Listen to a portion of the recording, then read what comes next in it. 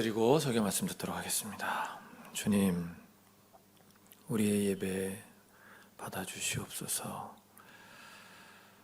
주님께서 부르신 주의 백성들이 이렇게 함께 주님의 인도하심 가운데 순종함으로 주님을 예배합니다. 주님, 성령과 진리로 함께하여 주옵소서. 이 부족한 종을 죄 단 위에 세우셔서 말씀을 전하게 하셨으니 이 종 붙들어 주옵소서. 함께 하심을 바라고 믿사오며 우리 주 예수 그리스도의 이름으로 기도하옵나이다. 아멘. 지난 한 주도 주님을 따르기 위해 애쓴 여러분 모두를 주님의 이름으로 축복합니다. 오늘도 우리는 성부, 성자, 성령, 삼위 하나님께서 우리에게 명하시는 생명의 길 그 위로 걸으며 주님을 따르고자 합니다. 오늘 성서일과 본문이 어떻게 구성되어 있나 전체적으로 한번 살펴보시면 사도행전 7장은 스데반의 순교 장면입니다. 돌에 맞아 돌아가시는 그 순교 장면을 우리 머릿속에 그려보면 여러 가지 생각이 들게 됩니다. 그리고 그 다음 본문인 시편 31편은 거기서 주님은 어떤 존재이신가? 3절 나의 바위, 내가 피하여 숨을 수 있는, 그리고 나의 요새, 나를 구원하실 견고한, 또 5절에는 나의 피난처. 그래서 5절 이렇게 시인은 기도합니다. 주님의 손에 나의 생명을 맡깁니다. 믿습니다. 1절 건져 주십시오. 2절도 마지막에 건져 주십시오. 또 15절도 건져 주십시오. 16절도 구원하여 주십시오. 이렇게 시편이 진행이 됩니다. 베드로전서 2장 본문은 돌 이야기가 많이 등장합니다.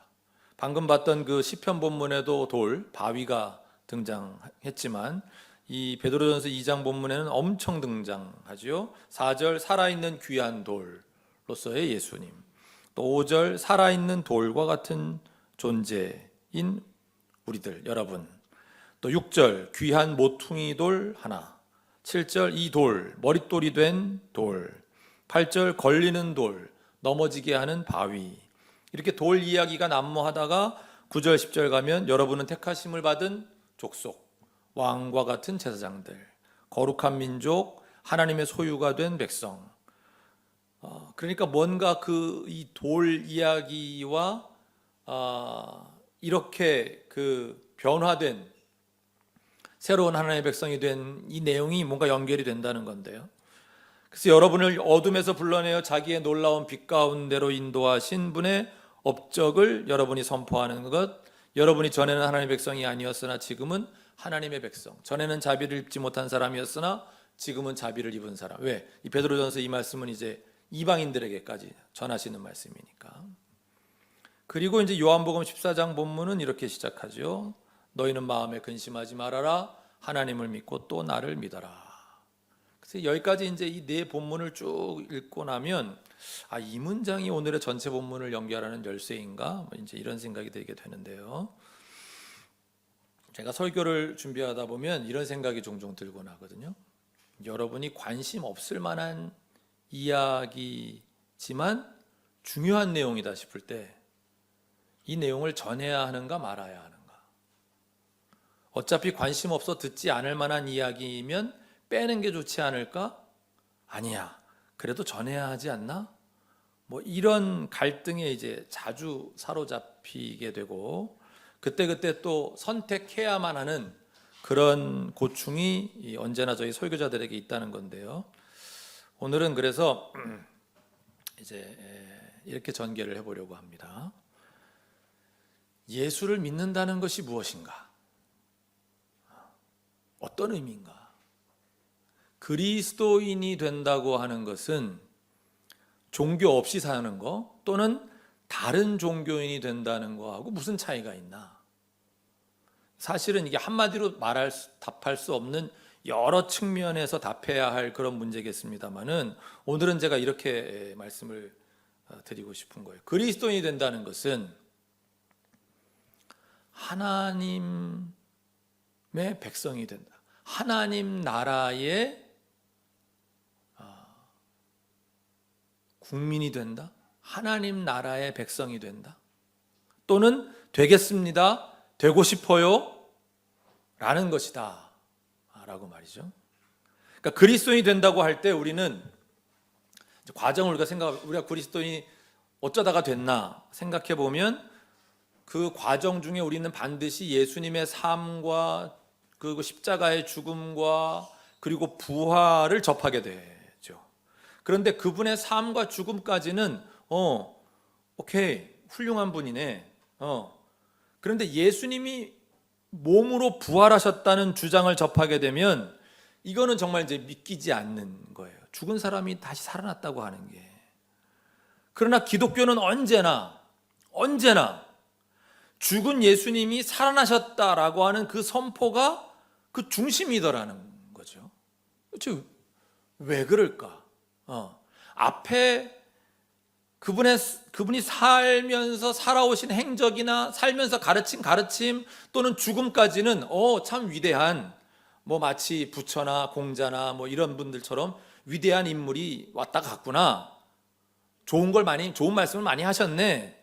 이건데 부활 이야기서부터는 이게 잘 믿어지지도 않는데 그 이야기가 기독교에선 빠지지도 않고 언제나 그 부활이 핵심이야. 왜 그러냐?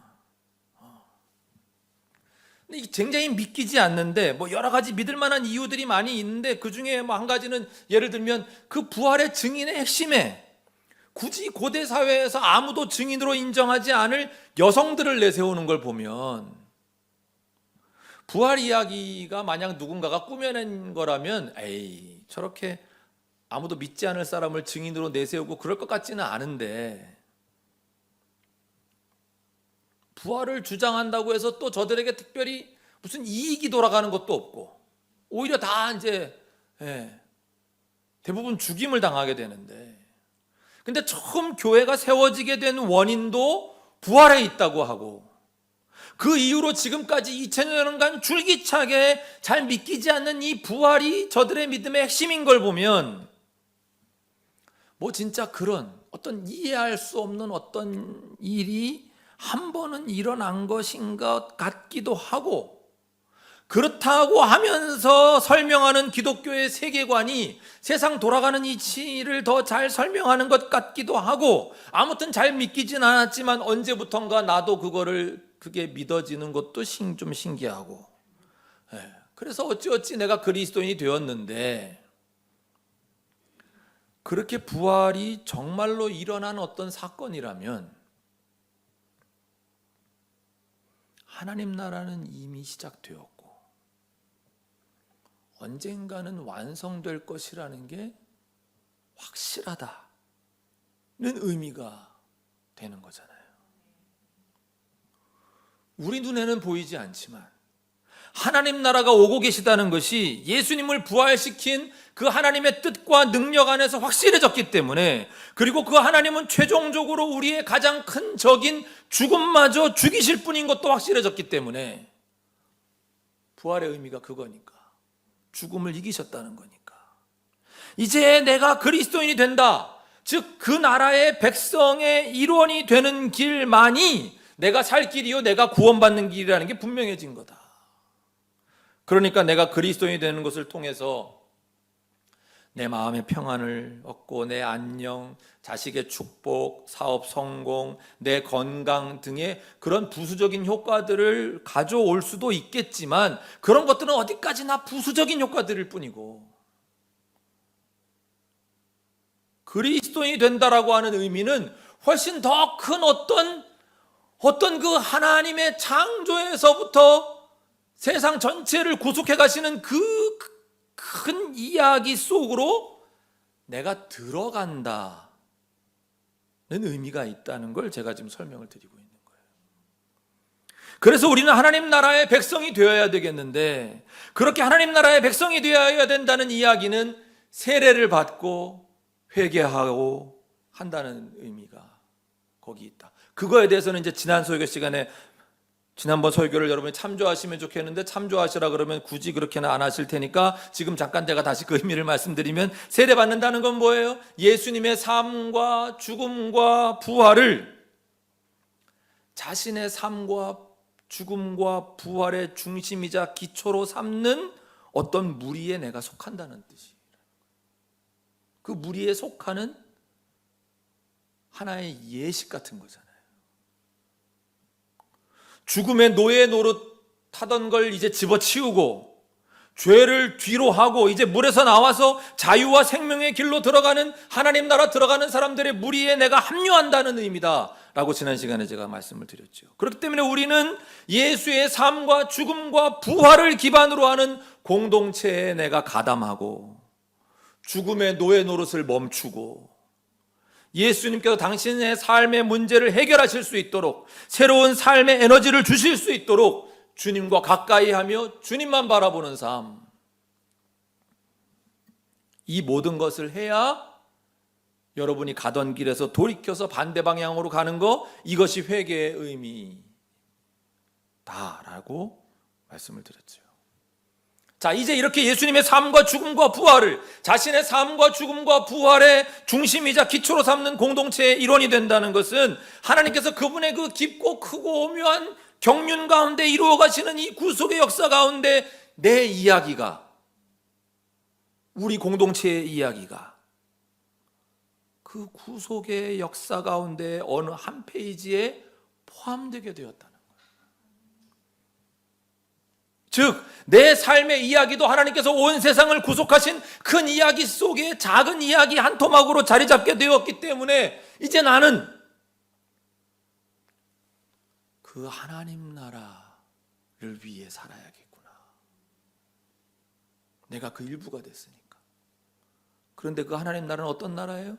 지금 이 세상과 똑같다고 할 수는 없지만, 그렇다고 이 세상과 완전히 별개인 나라도 아닌 여기로 오시는 하나님 나라, 온 창조계의 회복, 하나님의 영역인 하늘과 우리의 영역인 땅이 하나로 연결되는 나라, 그런 의미에서의 새 하늘과 새 땅, 새 예루살렘으로서 하나님이 온전히 다스리시는 세상, 하나님이 본래 선하게 창조하신 창조계 전체의 온전한 회복, 그래서 그 나라는 정의가 온전하게 실현되는 나라, 완전한 아름다움으로 충만한 나라, 하나님의 사랑과 우리의 하나님을 향한 사랑, 그리고 이웃을 향한 사랑으로 풍요롭기가 다함이 없는 나라. 그러니 내가 이런 공동체의 일원으로 내 라이프 스토리도 이제 그런 하나님 구속의 스토리의 일부가 된다고 하면, 나도 하나님의 정의를 위해, 아름다움을 위해 살아야겠네 라고 깨달은 사람의 삶이 그리스도인의 삶이다.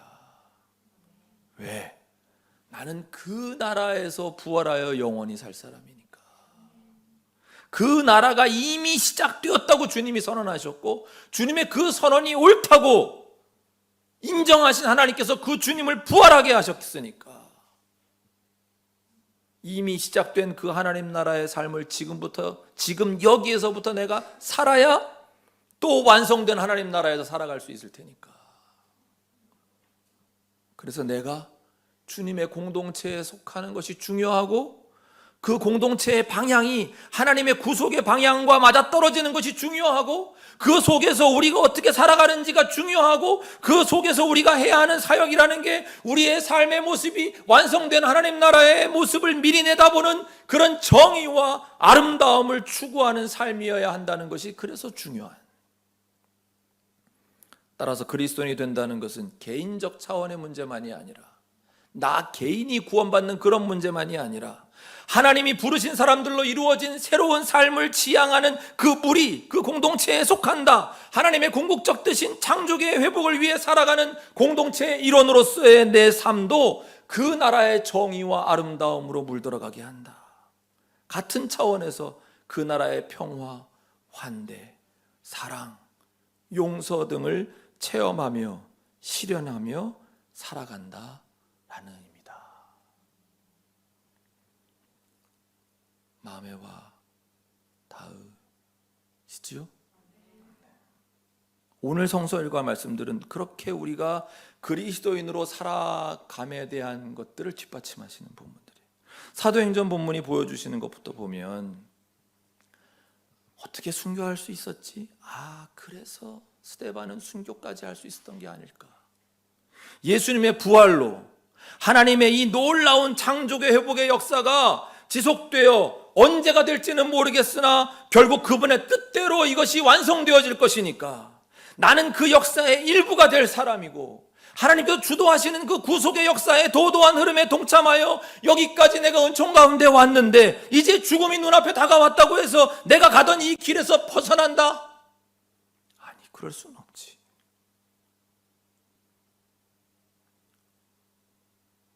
제가 감히 순교자의 마음을 눈꼽만큼도 상상할 수 없겠지만, 조심스럽긴 하지만 아마 그런 것들이 순교자들의 마음은 아니었을까.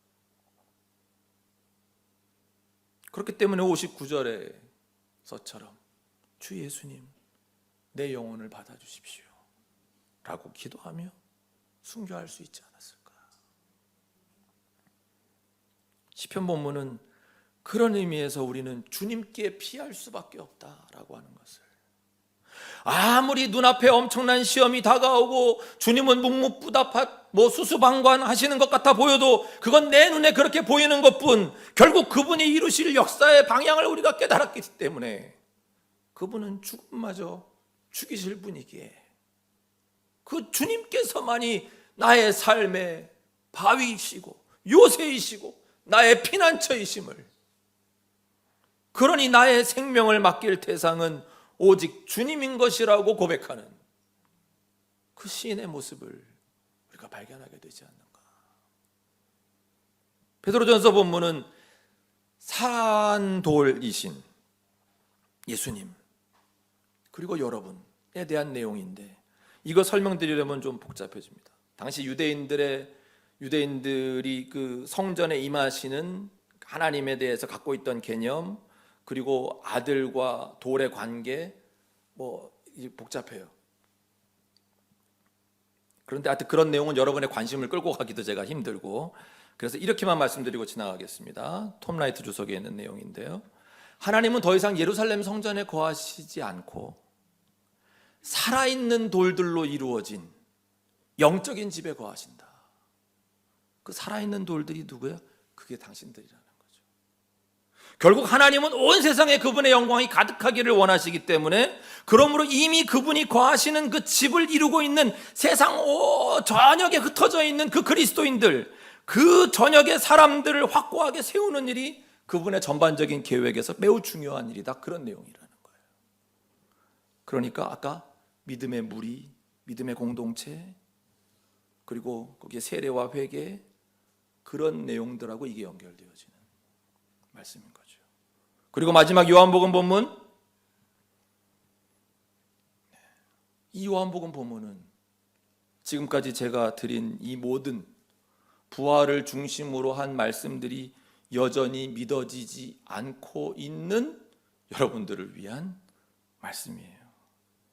1절, 너희는 마음에 근심하지 말아라.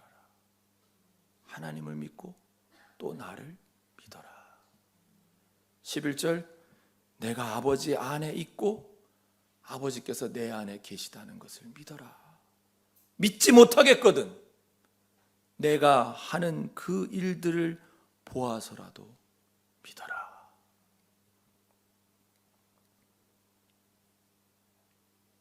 오늘의 설교를 정리하겠습니다. 예수님의 부활이 정말로 일어난 사건이라면 이게 왜 엄청난 일인 것인가? 부활이 없었어도 하나님의 뜻은 우리가 어느 정도는 알 수 있어요. 부활을 빼도 좋은 분이구나. 하나님이 이 신이 좋은 분이네. 우리를 찾아오고 말이야. 또 좋은 뜻을 가지고 계시네. 이렇게 대부분 착하게 살라고 그래야 하지 않겠느냐고 우리한테 말을 건네는 분이구나.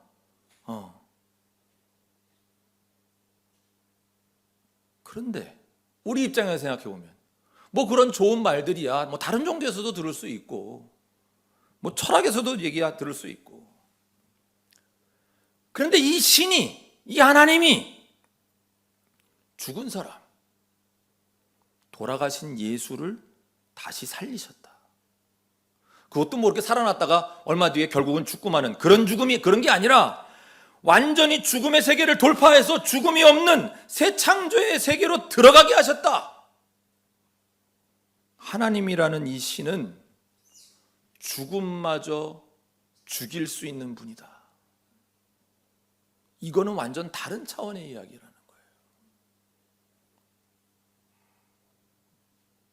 그래서 부활이 진짜라면 이 신이 진짜 왕이라는 거예요. 우리의 영역인 이 땅을 포함한 신의 영역인 하늘에서까지 이분이 진짜 왕이구나. 온 세상의 가장 큰 원수인 죽음마저 그분 앞에 무릎 꿇게 만드는, 그리고 그분이 예수님을 부활시켜서 뭐 하셨다는 거예요? 온 세상의 주님으로 삼으셨다는 거예요. 자신의 모든 권한을 위임하셨다는 거예요. 하나님 나라가 완성되는 그날까지. 그러면 이제 온 세상의 주님은 우리 주 예수 그리스도이심을 우리가 받아들여야 한다는 건데, 그러면 사실상 악은 이미 패했다는 것이 이야기가 되는 것이고, 그분의 새로운 세상이 이미 시작했다는 이야기가 되는 건데, 그러면, 그래서 부활이 진짜라면 그럼 이게 장난이 아닌데, 이렇게 되는 거예요. 그전에는 어땠어요? 하나님 말씀대로 사는 거, 뭐 성경에 있는 좋은 이야기대로 사는 거, 뭐 좋은 말씀이니까 따르면 좋기는 하겠지만 나도 내 사정이 있으니까, 그리고 나는 원래 그리고 선생님 말씀을 이렇게 열심히 들어야, 이렇게 선생님 말씀대로 살아야 된다고 생각도 안 해봤고, 뭐 선생님 말씀이나, 선생님 말씀도 말씀이고 부모님 말씀도 말씀이고, 근데 그 말씀도 나는 안 듣고 살았기 때문에 하나님 말씀도 말씀이니까 난 그냥 내 마음대로 내 사정이 있어, 못 따를 수도 있지, 이런 정도였다면 이제는 이분이 진짜 왕이야? 진짜 주님이야? 진짜 그런 능력이 있어?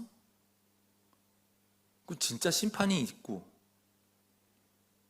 진짜 새하늘과 새 땅이 오고 있고, 진짜 나는 죽는 걸로 끝나는 게 아니라 최종적으로 부활할 거고, 그래서 이 땅과 연속성이 있는, 물론 불연속성도 있겠지만 이 땅하고 똑같진 않겠지만, 그러나 그 하늘과 땅이 결합된 어떤 새로운 세상에서 내가 부활할 것이라면, 그러면 내가 하나님의 말씀을 쫓는 일, 그분 뜻을 따르는 일은 이건 뭐 해도 되고 안 해도 되는 그런 성격의 것이 아니라 반드시 그 뜻을 쫓아야만 하는 일이 되는 거잖아. 이렇게 바뀌는 거죠. 그러니까 이 진리에 목숨까지 거는 사람들이 나오는 거예요.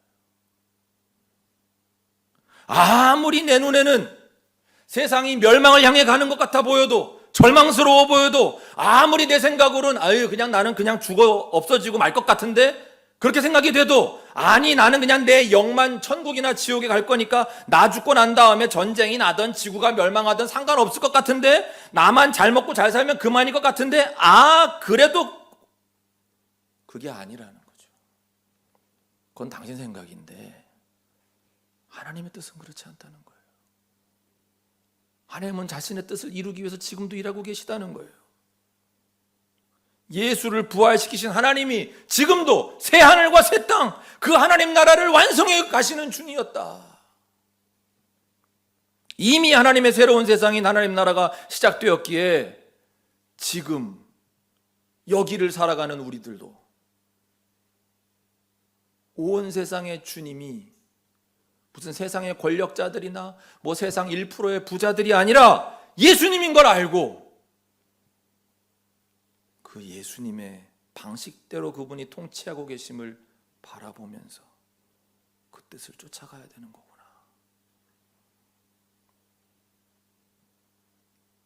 예수님이 진정 온 세상의 주님이시라면 내가 살아가는 삶의 목표나 내 삶의 방식 바꿔야 되는 거구나.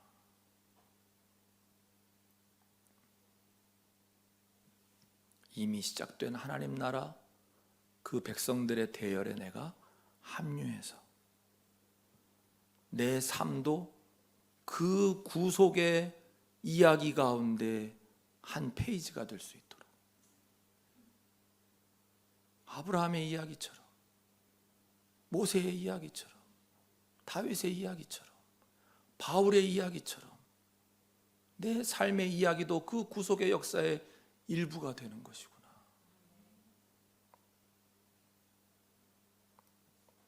그렇다면 나도 빨리 그 무리에 들어서 오시는 하나님 나라의 맛을 봐야 되겠다.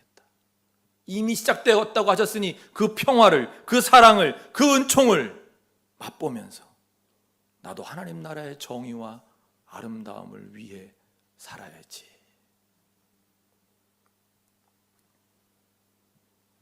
그래서 우리 큐티 하는 중에 4월 20 며칠인가 그런 내용이 있었죠. 우리가 살아가면서 기적을 체험할 때가 있잖아요. 기도 응답을 체험할 때가 있잖아요. 그렇게 되면 이걸 통해서 우리가 깨달아야 하는 점은 하나님께서 정말 살아계시구나.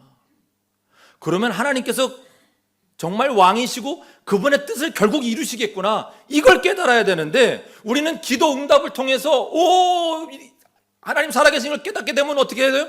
이번에 10 정도의 기도 응답을 받았으니까 다음에는 50 정도의 기도 응답을 받아야 되겠어. 하나님 나한테 더 큰 기적을 주세요. 이렇게 기도하는데 그게 아니고, 하나님께서 내 기도에 응답하시는 걸 보니까 이분이 진짜 살아계시구나. 진짜 왕이구나. 그러면 그분의 뜻대로 결국 세상이 그렇게 가겠네. 그럼 난 그분 뜻대로 살아야지.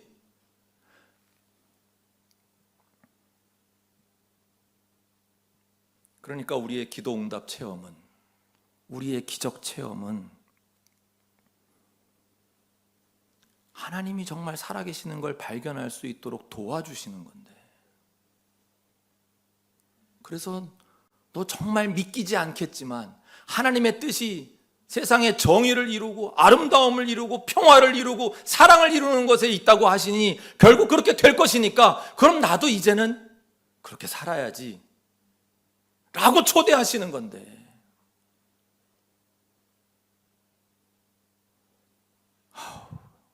내가 간이 작아가지고 큰 걸 요구했어야 되는데 작은 걸 요구했다가 다음엔 하나님 더 큰 걸로, 더 큰 기적으로 보여주세요.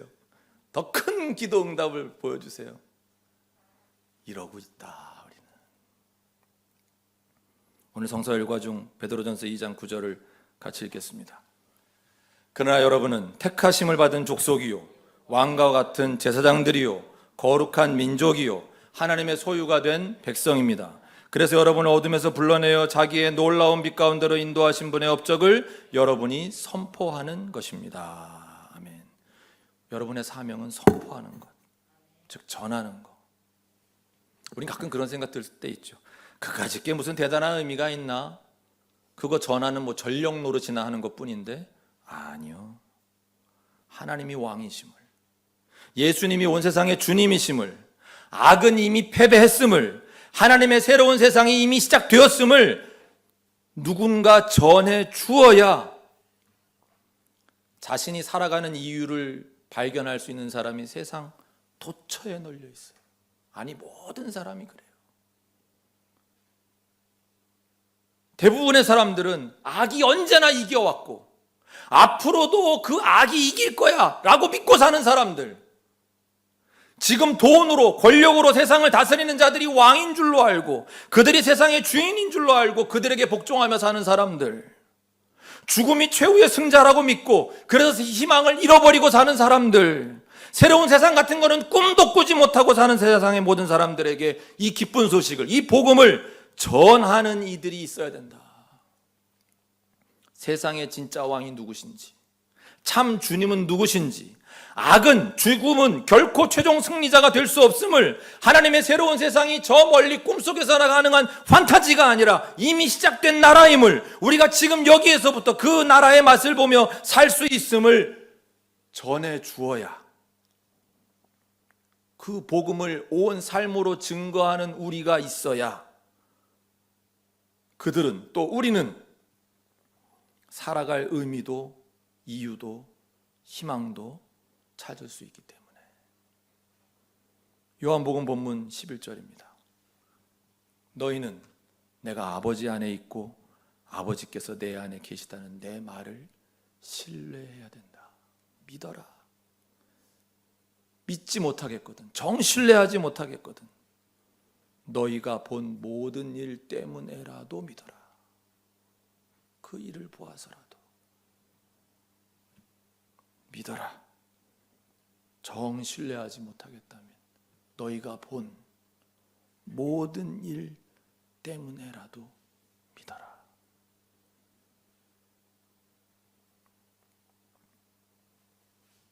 주님, 믿음을 주옵소서. 우리 믿읍시다. 기도드리겠습니다. 주님, 그리스도인으로 살아간다는 의미가 주님의 공동체의 일원이 되고, 그래서 내 삶의 이야기도 아브라함의 이야기처럼, 모세의 이야기처럼, 다윗의 이야기처럼, 바울의 이야기처럼 하나님의 구속사 가운데 한 페이지, 한 토막을 차지할 이야기가 된다라는 점을 늘 기억하고 살아갈 수 있도록 도와주십시오. 내 삶의 이야기가, 그리고 우리 공동체의 이야기가 주님의 궁극적인 뜻을 위한 이야기가 될 수 있도록 정의와 아름다움, 평화와 사랑을 위한 이야기가 될 수 있도록 도와주시옵소서. 우리 주 예수 그리스도의 이름으로 기도합니다. 아멘.